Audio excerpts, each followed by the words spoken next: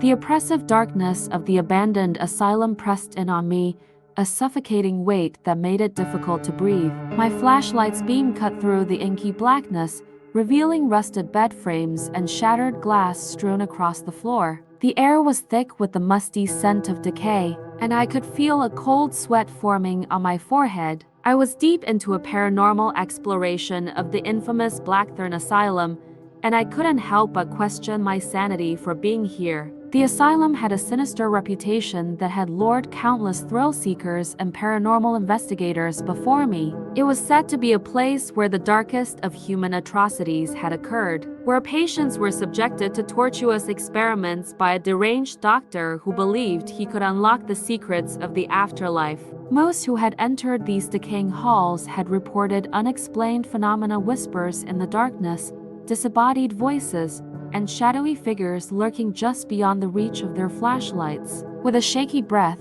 I reminded myself why I was here. As a seasoned paranormal investigator, I had encountered my fair share of eerie places, but Blackthorn Asylum was the holy grail of haunted locations. If I could capture undeniable evidence of the supernatural here, my career would be catapulted to new heights. But as I ventured deeper into the asylum's bowels, my bravado waned, and I began to wonder if I had bitten off more than I could chew. I had come with a team of 3 others: Sarah, my level-headed researcher, Mike, our tech guru, and Lisa, the group's medium. They were scattered throughout the asylum, each with their own task. My job was to explore the lower levels, where the most disturbing experiments were rumored to have taken place. I descended a creaking staircase, my flashlight revealing the chipped paint on the walls, which seemed to weep as if mourning the horrors that had unfolded here. The air grew colder with each step,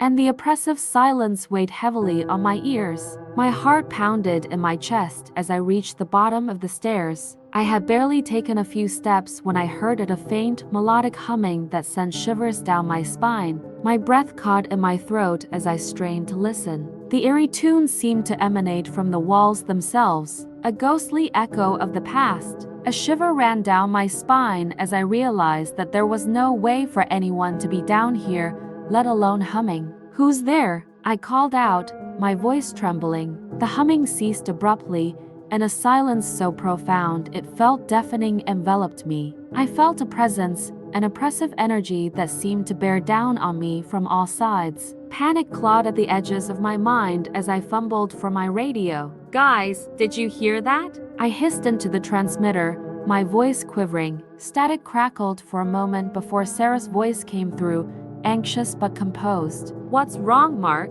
You sound spooked." "I heard humming, Sarah," I replied, my breath coming in shallow gasps. "Creepy, ghostly humming, and there's no one down here with me." There was a pause on the other end, and I could hear the others conferring among themselves. Lisa's voice finally came through, a touch of concern in her tone. "Stay calm, Mark. We're on our way. Just hang tight." I nodded to myself, clutching my flashlight like a lifeline. I had no intention of moving an inch until the others arrived. The minutes ticked by like hours as I stood there, my heart pounding, my senses on high alert. The darkness seemed to press closer, as if trying to swallow me whole. Finally, I heard the soft echo of footsteps approaching from the staircase. Relief washed over me as Sarah, Mike, and Lisa emerged from the shadows. Their flashlights danced around the corridor, casting eerie shadows on the peeling wallpaper. "Are you okay, Mark?"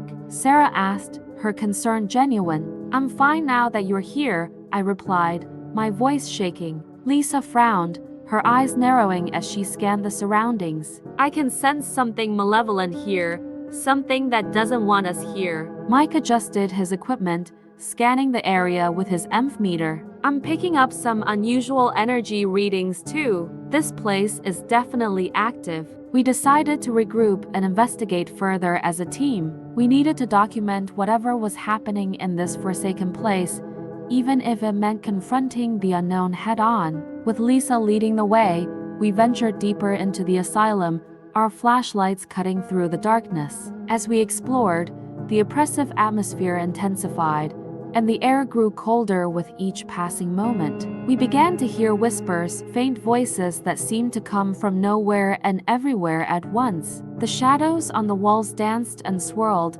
taking on sinister shapes that seemed to mock us. Lisa suddenly stopped in her tracks, her eyes unfocused as she whispered, "There's something here, something powerful." Before we could react, a deafening crash echoed through the corridor, and the ground shook beneath our feet. Dust and debris rained down from the ceiling, and panic surged within me as I realized that the entrance had collapsed, sealing us inside. "We need to find another way out," Mike urged, his voice trembling. But as we turned to leave, we were met with a chilling sight. The corridor we had just traversed had vanished, replaced by a solid wall of bricks. It was as if the very layout of the asylum had shifted, trapping us in this nightmarish maze. Panic clawed at my chest as I realized the gravity of our situation. We were trapped in a place that seemed to defy the laws of reality itself. Our only option was to press forward, to search for any sign of an exit. We continued deeper into the asylum, the oppressive atmosphere growing more suffocating with each passing moment. The whispers around us grew louder, a cacophony of tortured souls that seemed to plead for release. Shadows danced on the walls, twisting and contorting into grotesque shapes, and I could feel an invisible presence watching us, malevolent and hungry. Hours passed, or perhaps it was days. Time lost all meaning in that accursed place. We encountered rooms filled with rusty surgical tools, decrepit patient cells, and blood-stained operating tables. Each step took us further into the heart of madness, and I couldn't help but wonder if we were now subjects of the very experiments we had come to investigate. As we delved deeper into the asylum, we began to hear the faint echoes of a mournful wailing. It was a sound that sent shivers down my spine, a lamentation that seemed to reverberate through the very walls. We followed the sound, our hearts heavy with dread, until we reached a locked door at the end of a long, dimly lit corridor. Lisa approached the door, her hand trembling as she placed it on the cold, rusted handle. "Whatever is on the other side of this door, it's the source of all this darkness." As she turned the handle, the door creaked open, revealing a room bathed in an eerie, crimson light. The walls were adorned with bizarre symbols and gruesome paintings that depicted scenes of unspeakable horror. At the center of the room was a makeshift altar, upon which rested an ancient, leather-bound tome. Sarah gasped as she examined the book. "This is the diary of Dr. Nathaniel Blackthorn, the asylum's founder. It contains his twisted experiments and rituals." With trembling hands, Mike activated his recorder, determined to capture every chilling detail of our discovery. But as he began to speak, the room seemed to come alive, the symbols on the walls glowing with an unholy light. In an instant, a violent gust of wind tore through the room, extinguishing our flashlights and flinging us to the floor. I could hear the distant sound of Lisa screaming as the room warped and twisted around us, reality itself unraveling. When the chaos subsided, we found ourselves in a nightmarish realm unlike anything we had ever seen. The walls bled with pulsating veins of darkness, and grotesque, otherworldly creatures lurked in the shadows. The very air was alive with malevolent energy, and I could feel it seeping into my soul, driving me to the brink of madness. "We have to find a way out of here," I whispered, my voice barely audible over the cacophony of nightmarish sounds that surrounded us. With the diary in hand, we ventured deeper into this eldritch nightmare, hoping to find an exit. The further we went, the more the boundaries of reality blurred, and I couldn't shake the feeling that we were being washed by something ancient and malevolent. Hours, days, weeks, it was impossible to tell how much time had passed in this surreal hellscape. We encountered twisted, mirror-like portals that seemed to lead to different dimensions, each more terrifying than the last. We fought off grotesque monstrosities and endured visions of our deepest fears. At long last, we stumbled upon a portal that felt different, a shimmering rift that emitted a faint golden light. With no other options left, we stepped through, praying that it would lead us home. We had escaped, but we were forever changed by our ordeal. The diary of Dr. Nathaniel Blackthorn, which had served as our lifeline,